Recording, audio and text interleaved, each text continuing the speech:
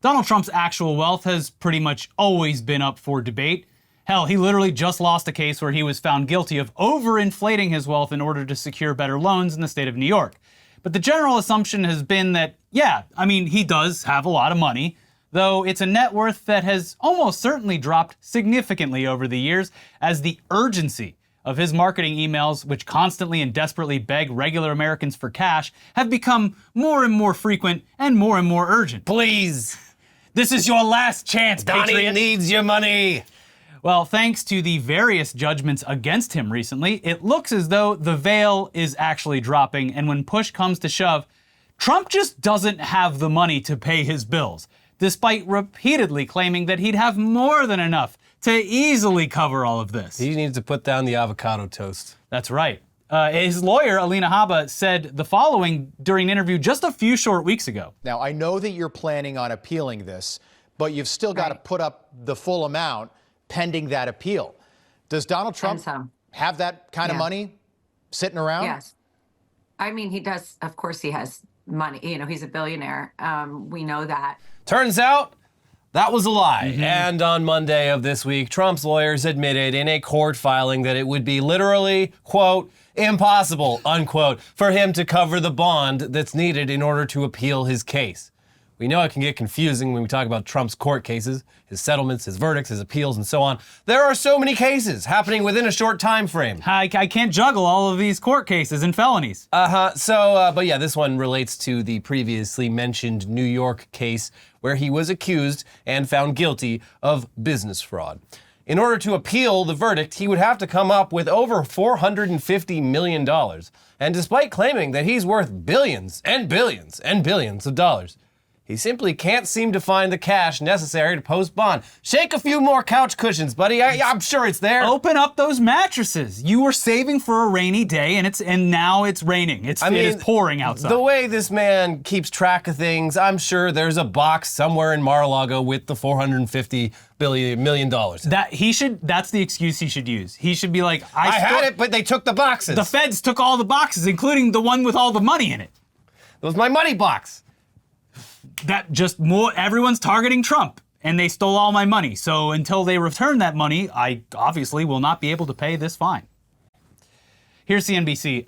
Donald Trump does not have enough cash to obtain an appeal bond that would prevent New York's Attorney General from seizing his real estate assets to satisfy a $454 million civil fraud judgment, his lawyers indicated in a court filing Monday. The filing asks a panel of 5 Manhattan appeals court judges to let Trump avoid having to post a bond while he challenges a judge's verdict that he, the Trump Organization, and other defendants committed business fraud. If the panel does not approve that request, Attorney General Letitia James could begin a process to seize Trump's properties on March 25th. James, who had successfully sued Trump in the case, previously said that she would take that step if he did not post an appeal bond or pay off the judgment. The filing in Manhattan Supreme Court's Appellate Division says Trump's team contacted about 30 surety companies, but did not find one willing to underwrite the bond. Trump, who has secured the Republican presidential nomination, in a deposition last year claimed to have substantially in excess of $400 million in cash. Turns out not so much. Despite that, Monday's nearly 5,000-page court filing by his lawyers detailed his inability to get a bond to secure the full judgment. So, okay, a couple things that are funny. Seizing Trump's real estate assets. What are they going to call Trump Tower if they take the Trump off of it? They should call it the Joe Biden Tower. Yeah. Also the fact that the Hillary Clinton Tower. That this in particular was a court case against him doing business fraud by overinflating his wealth to secure loans. And now he can't secure what is essentially a loan to get the bond. Yeah, there is some fun circular sort of logic behind all this, and couldn't have happened to a greater guy. That's right. The filing includes an affirmation from Gary Giulietti, president of the Northeast Division of the Lockton Companies, which he describes as the largest privately held insurance brokerage firm in the world.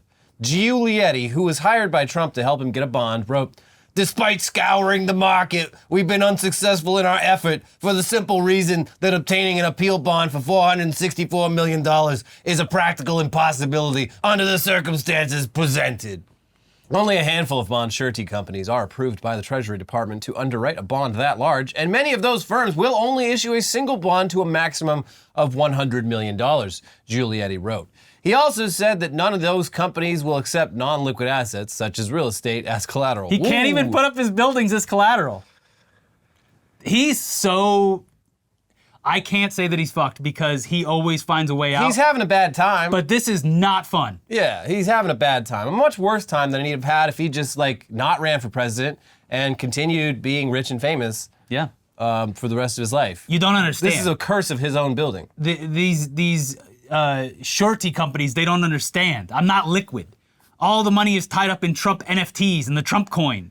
Don't they know that I'm good for it? Haven't you seen the NFTs? I mean, this is interesting because like this is literally, it's not Chapter 11, I don't think, but there's a specific bankruptcy chapter specifically for this exact scenario where you're not liquid, but you have lots of other assets, and the government will come help you, figure out a plan for dealing with that. And she's about to help him.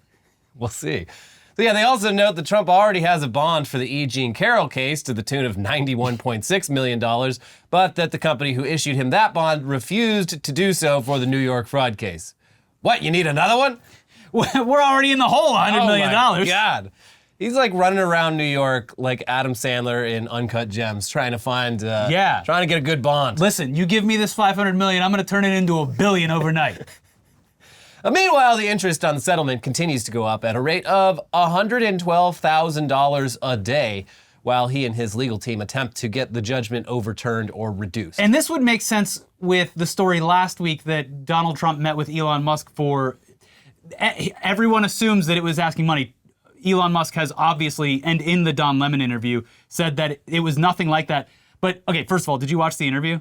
The Don Lemon one? Yeah. I mean, just the clips he posted originally. I watched a good bit of the whole thing, and it is excruciating to watch because Musk is like, he feels cornered and can't get the words that he wants out, and he feels it's a very weird watch, and it's annoying to watch because he can't spit the words out correctly. Yeah. But with this one, he's like, oh no, I was at a friend's house, and Donald Trump simply came over for breakfast. You know, things that happen normally, as if that it wouldn't be possible that wasn't planned. And he's like, no, he didn't ask for money, and I won't be giving any money to anyone. Okay, well, whatever. But yes, it would make sense that he would come ask one of the richest people. Hey, Elon, my favorite South African. Yeah. My favorite African American, am I right? You ever hear that one?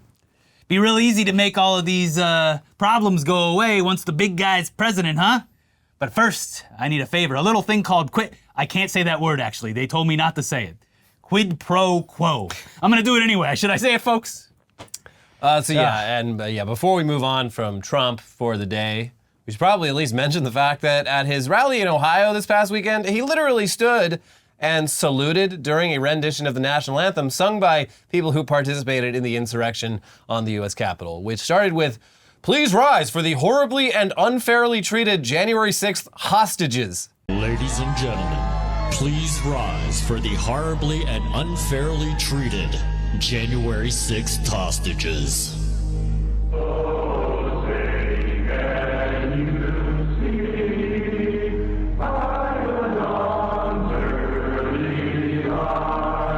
Yeah, Was this the same rally where afterwards he was caught on a hot mic talking about how much he admires Kim Jong-un? I don't know if it was the same rally, but that clip was from this weekend. He was talking to, what was it, Peter Ducey from Fox News? Yeah, Kim Jong-un, he's got it all figured out. You know, he stands up and the people, they bow before They listen, him. the clip is basically like, when he talks, they listen. Yeah. And he's like, I want my people to do that. And it's like, do you understand what you're saying? I think, well, he does understand what he's saying. He absolutely does. But this was caught on a quote-unquote hot mic. And it's like, people were like, oh, we got him. It's like, he's been saying shit like this for 8 years. Like, yes, in a normal timeline, this would be disqualifying for someone to say if they're running for president, but nothing matters anymore. He said he would be a dictator on day one and then talked his way out of it by saying, I only meant the one day. Just one day where we fix all the problems and then back to not being a dictator. So I don't think this is going to change anyone's opinion, especially now. So it's still just categorically insane shit. Like, it's wild to stand there and salute during a national anthem performed by January 6th insurrectionists, especially with that intro. And then his speech after that was like, And we do call them hostages, folks. We do that. I mean, like, I get why they did the national anthem. They should have come up with a new song, like the Super Bowl Shuffle, but for insurrectionists. Sure. We Are the World for insurrectionists. Yeah. Could have had like more fun with that. Get more topical with the lyrics. Let some soloists really shine. I'm surprised they didn't change the lyrics, and I'm sure that's coming in the next Trump presidency. But anyways, we're still a few months away from the actual election, so don't worry. Things will get worse. And all of this stuff is certainly just testing the waters. That water is boiling very slow, but it is going to start boiling at some point. It's boiling slow. I don't feel a thing, so So everything must be fine. Actually, nothing to worry about. Feels pretty good right about now. I think I'm going to stay here. Said the frog. Every time this happens, it honestly, from my perspective, just feels like we are sleepwalking into a dictatorship. And I keep looking around wondering, why isn't anyone doing anything? And they're trying, I guess, but anyways, elsewhere in government news, the fallout from Congress's decision to essentially ban TikTok unless ByteDance sells it off to one of our own homegrown farm-to-table tyrants is, of course, not going over well with the app's millions upon millions of users who rely on it for entertainment and, in some cases, their income. One congressman in particular who voted for the TikTok ban just so happens to have his own very popular TikTok account that he used to connect with his constituents. And he is now getting inundated with hate mail for his blatant hypocrisy. So yeah, Jeff Jackson, a Democrat from North Carolina, voted to pass the TikTok bill while also having an account with 2.3 million followers where he posted content and courted voters that wouldn't have known about him or been involved in local politics otherwise. After the House passed the bill, he posted a totally tone-deaf video to TikTok that celebrated the bill, much to the dismay and confusion of his followers. And now he's admitting that he screwed up and is begging all those followers to please stop yelling at him. He also deleted that first video. Oh, my bad. I'm being canceled.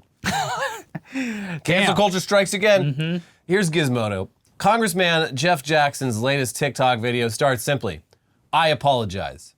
I did not handle this situation well from top to bottom, and that is why I have been completely roasted on this app over the last 48 hours, Jackson said on TikTok Sunday. And I get it. If I were in your shoes, I would probably feel the same way. I would see someone who used this app to build a following and appears to have voted against it, and I would be upset. Jackson posted videos celebrating the bill on the day it passed the House, presenting the argument against the app and suggesting a ban is unlikely. The video backfired, and after widespread criticism, Jackson pulled it off of TikTok. Users posted countless viral videos lambasting the congressman, some suggesting he's on Meta's payroll, which Jackson categorically denies. Jackson isn't the only TikTok-using member of Congress to vote against the app, but as the app's biggest influencer politician, criticism against him was the loudest. After the TikTok bill passed, Jackson lost hundreds of thousands of followers. Oh no, my followers! My followers! Also, is this the first time that a sitting politician has done the standard social media apology video? I don't know. Because they count as an influencer. They're on TikTok with that many followers. Did this guy even do that? Do we know that he said? Yeah, he said, Hey guys. Hey guys. You got to do the deep sigh. Unfortunate news. Hey guys. But yeah, in other news related to the government banning things, apparently asbestos, the cancer-causing carcinogen that used to line the walls of countless buildings and homes, was not banned decades ago and was still being used, though not as frequently as it was during the preceding decades. Yeah, this was very... I had to check the calendar. What year is this? Huh? Because, yeah... I thought we got rid of that. I was under the impression that we stopped using asbestos, 50 years ago, but I guess not. Well, good news, Elliot. They're finally getting around to actually banning it outright, which has led many to wonder if and when conservatives are going to somehow come out in support of asbestos. Oh, Trump previously literally has talked up asbestos. It works well and it's cheap. It's a shame. It's messed up that the government stopped us from using asbestos. So, if the Twin Towers had asbestos, they wouldn't have burned down. I believe he said that. But he's happy they did because then he had the tallest tower in Manhattan. Also, I think it did have asbestos in it. Yeah. I don't know. Probably. They were built in the 70s, so... Anyways, yes, I fully see a future where conservatives, they replace the gas stove on the Don't Tread on Me flag and they put just a pile of asbestos there. I've seen mock-ups of it on Twitter already. just waiting for him to embrace it. Just a sticker with like a man who doesn't have mesothelioma and Joe Biden pointing at him and be like, I did that. Yeah. A guy just inhaling asbestos with mesothelioma, just ravaging his lungs that says, come and take it. Yeah. So yeah, this is very similar to the gas stove bans, which wasn't even a real thing at the time. Nope. It was a suggestion from a consumer protection agency, and then Joe Biden was like, I'm not signing this into law. Yeah, I mean, something like a gas stove ban has been sort of put into place in, like, I think New York and San Francisco, but not a nationwide ban. But even there, it's like a 20-year plan. And as we said previously, a lot of places in the South didn't even have gas stoves. Yeah. They're all electric stoves, and they have been for 3 or 4 decades. But they were the ones that got so angry about it. Well, you know. I might not have one, but if I did, I'd want to be able to use it. That's right. I'm just a temporarily embarrassed electric stove owner. Someone's gonna have like a house fire, hopefully no one gets hurt or whatever, but some conservative's gonna have a house fire and he's gonna be like, that wouldn't have happened if Joe Biden didn't take my asbestos away. Okay. Yeah, sure. So yeah, the asbestos ban, however, it is a real thing. And before people even start pointing fingers at government officials, this ban is just making good on a bill that passed Congress with bipartisan support all the way back in 2016. Still, we, like everyone else, are curious as to whether or not this will cause conservatives to, all of a sudden come out against an asbestos ban, which would be very funny. Yeah, do it. I think they're gonna at least test it. Yeah. They're gonna push Lauren Boebert out there as the sacrificial Yeah. lamb. Be like, look, you're probably not getting reelected. Just go test the waters. for Every this." day, they got shooters online testing out just every possible take and seeing Yeah. what sticks. That's how we got like the Sydney Sweeney thing, which that has gotten to levels that I literally cannot that one, like I think that one that was a dud. They really, I mean, it made it into like columns and more mainstream stuff, but I think they gave up. But that Richard Hanania guy who like first started pushing it, he's still like regularly posting about Sydney Sweeney. She was at the GLAAD Awards. A picture of her at the awards ceremony, like, oh God, those gays must be so triggered. The Democrats can't even stop their wokest institutions from being infiltrated by Sydney Sweeney's giant cans. Yeah, it's bizarre. Anyways, back to the asbestos. I'm trying as best as I can to stay on topic here. Go on. Here's the Associated Press with more on this. The Environmental Protection Agency on Monday announced a comprehensive ban on asbestos, a carcinogen that kills tens of thousands of Americans every year, but is still used in some chlorine bleach, brake pads, and other brake pads? Really? They do get hot. The final rule marks a major expansion of EPA regulation under a landmark 2016 law that overhauled regulations governing tens of thousands of toxic chemicals in everyday products, from household cleaners to clothing and furniture. The new rule would ban chrysotile asbestos, the only ongoing use of asbestos in the United States. The substance is found in products such as brake linings and gaskets and is used to manufacture chlorine bleach and sodium hydroxide, also known as caustic soda, including some that is used for water purification. EPA Administrator Michael Regan called the final rule a major step to protect public health. With today's ban, EPA is finally slamming the door on a chemical so dangerous that has been banned in over 50 countries, Regan said. This historic ban is more than 30 years in the making, and it's thanks to amendments that Congress made in 2016 to fix the Toxic Substances Control Act, the main U.S. law governing use of chemicals. Exposure to asbestos is known to cause lung cancer, mesothelioma, and other cancers, and it is linked to more than 40,000 deaths in the U.S. each year. The EPA banned asbestos in 1989, but the rule was largely overturned by a 1991 Court of Appeals decision that weakened the EPA's authority under TSCA to address risks to human health from asbestos and other existing chemicals. The 2016 law required the EPA to evaluate chemicals and put in place protections against unreasonable risks. And should probably point out that the ban was overturned during the first Bush administration when his team guided the EPA not to appeal the ruling against it. And in the argument, I read a bit of the argument, and it was like, asbestos is a naturally occurring thing. It's got the word best right in there. What are we doing? The new bill to help finally ban asbestos, it was signed by Obama, but only after hitting his desk with bipartisan support from Congress. So I'm sure this will get referred to as the Biden asbestos ban, though. And by the way, as of when we filmed this, I did see at least one pro-asbestos conservative take on the timeline, and I made sure that this was like an active account and not just like someone trolling or whatever, but it's an account called Modern Patriot who responded to the AP's article about this ban and said, "This is going to hurt American manufacturing and drive costs up. You people realize that it's used in everything from brake pads to drywall, right?" That's the thing, though, buddy. It's not used in drywall. No, not they anymore. stopped it because it was literally Thank killing God. people. I mean, yeah. Good thing it's not used in drywall, because all the fucking Kyles in this country. Dude, they've been punching that Yeah. shit like crazy. Oh They'd my be, God. watch out. If you know a Kyle, he's here today, alive, thanks to taking asbestos out of the drywall. My favorite drywall punching meme is the guy who was like watching Chicken Little and no one believes him. It's infuriating. And then it's a picture of him with a drywall punched out and it says, "Had to turn it off." No one's listening. He says the sky's falling and no one's listening. Infuriating. All right, we have more coming up for you in just a second, including some gamer news for all the gamers. But first, let's take a second to thank today's sponsor for supporting the show. Yeah. You probably already know them. You probably already love them. It's Shopify, the best platform for shopping, hosting your own business, and keeping track of all your shipments all in one place. There are a ton of amazing duos out there in the world. We are a perfect example, of course. But the best duo is, of course, Shopify and you. Shopify is the global commerce platform that helps you sell at every stage of your business. From the launch your online shop stage, to the first real life store stage, all the way to the did we just hit 1 million orders stage. Shopify's there to help you grow. Whether you're selling scented soap or offering outdoor outfits, Shopify helps you sell everywhere. From their all-in-one e-commerce platform to their in-person POS system, wherever and whatever you're selling, Shopify's got you covered.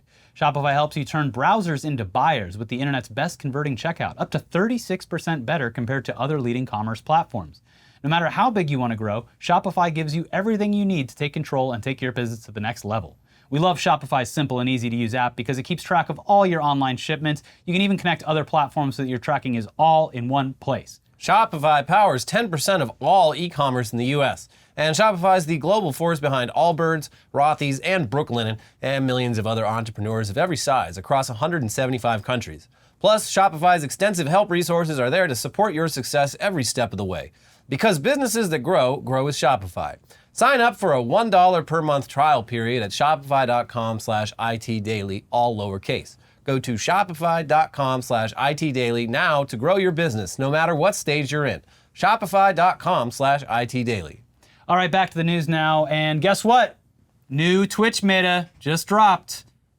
Can you guess what it is, Elliot? I haven't the faintest clue. Gone are the days, the freewheeling days of body painting and hot tubbing and wearing a tube top while having the camera pointed just high enough that it looks like you're completely topless. Yes. The new Twitch meta that is driving a bunch of weirdos absolutely insane is butt streaming. It's exactly what it sounds Butt like. streaming? It's wearing bright colored short shorts and keying out the color so that the gameplay is projected What? directly onto the ass of the streamer. Oh my God. So it's a camera pointed down at their butt, and their butt is a green screen, but like totally like flesh formed, like it's up in there and stuff. So Yeah. it looks like a butt. And the woman's playing Fortnite, and so you can see her hands doing it, and then the butt is the gameplay. Okay.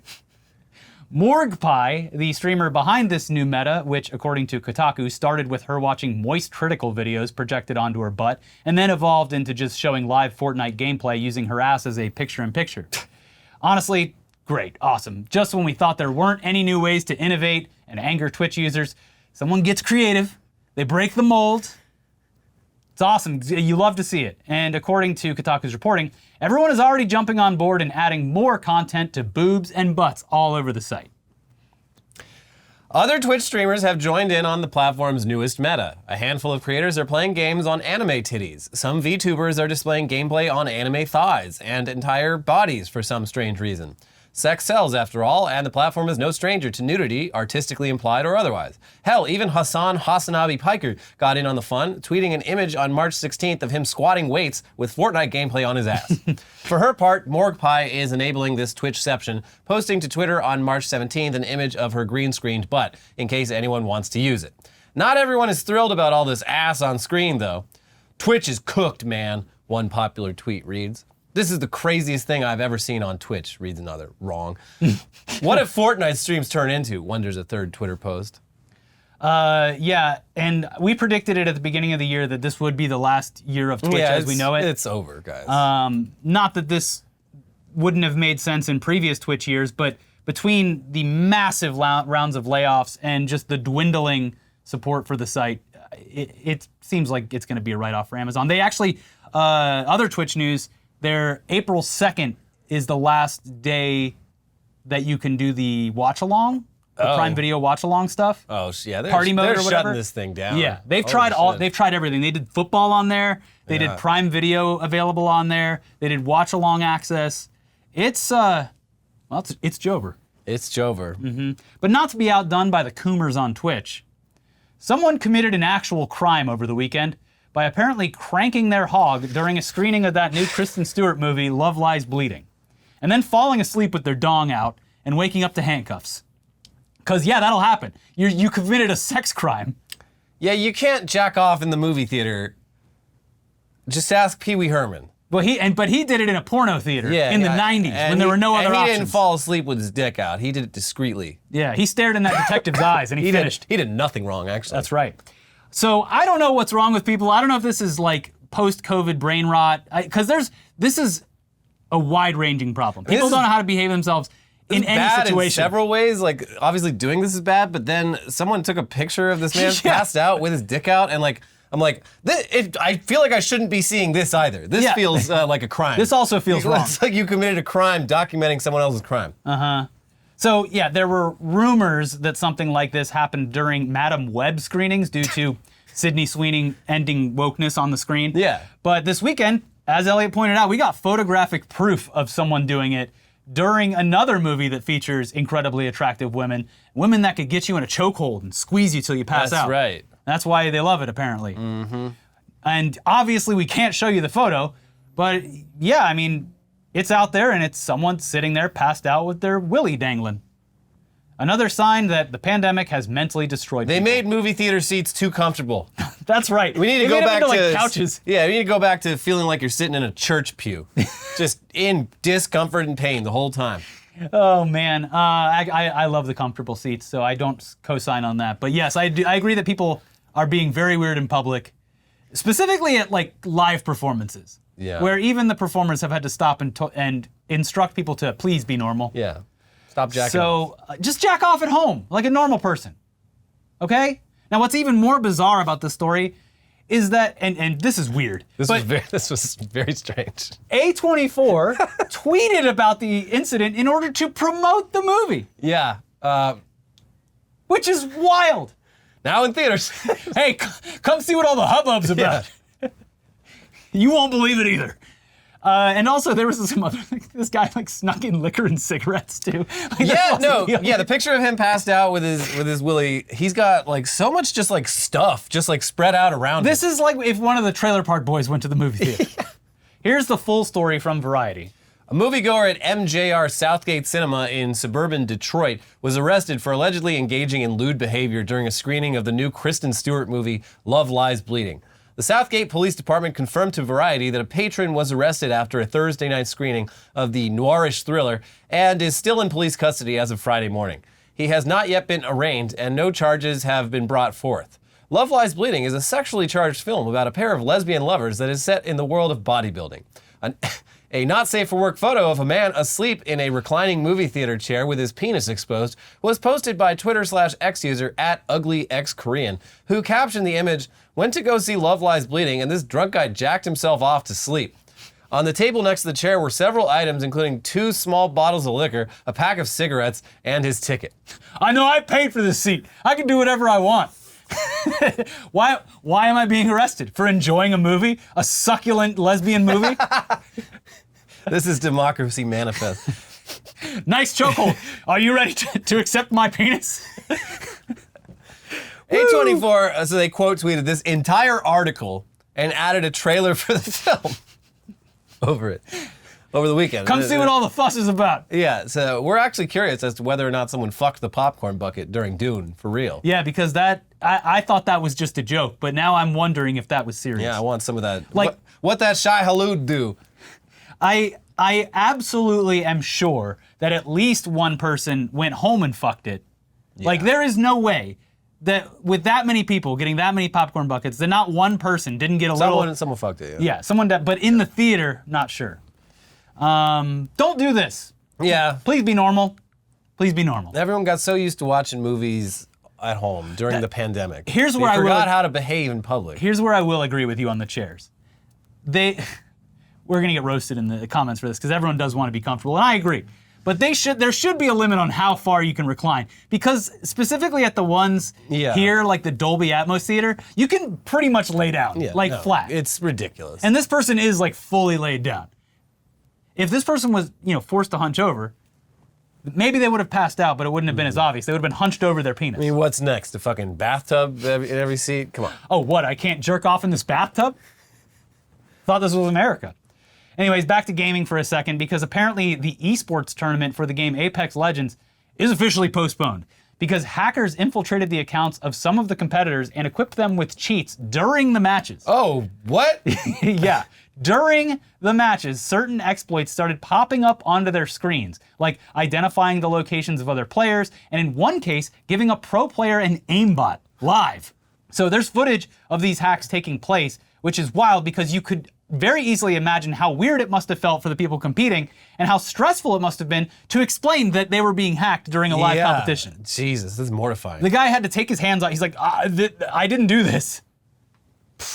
In a statement, the official Apex Legends account said the following: due to the competitive integrity of this series being compromised, we have made the decision to postpone the North America Finals at this time.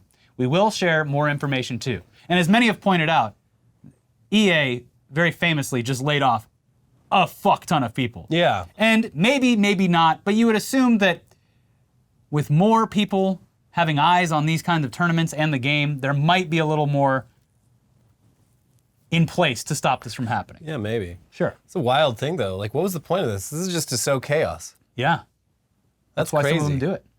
Anyway, here's more from The Verge. 2 professional players from major teams were targeted while live streaming on Sunday by an attack that forcibly applied advantage-granting cheats during competitive gameplay. The cause of these attacks hasn't been officially verified, leading to speculation that the hack may have been delivered via Apex Legends anti-cheat protections. Oh no. An exchange posted by a cheat monitoring account on X claims that the attacker found an RCE, or remote code execution, exploit to run their code directly on the player's computers. A Twitch clip of Dark Zero's Noyon Jenburton Ozcosi shows a UI interface for aimbot software appearing on his screen at the same moment that a message reading Apex Hacking Global Series by Destroyer 2009 and Random begins repeatedly spamming chat. "I'm getting hacked," Jen Burton said, while raising his hands to show he was no longer in control. Jen Burton noticed he could see other players through walls and promptly abandoned the match. Crazy. Anyways, finally today, Mr. Beast is going mainstream. Not that he could get any more mainstream than he already is, what with his burgers. No, he broke up. Friendship with Mr. Beast Burger ended a long time ago. His chocolate, which is... it's still out there. Yeah, and if you see it at the store, you make sure it's nice and tidy. You front that chocolate. And also his billions of views. But people still view traditional media as this behemoth where you're essentially still a nobody unless you work on an official studio production.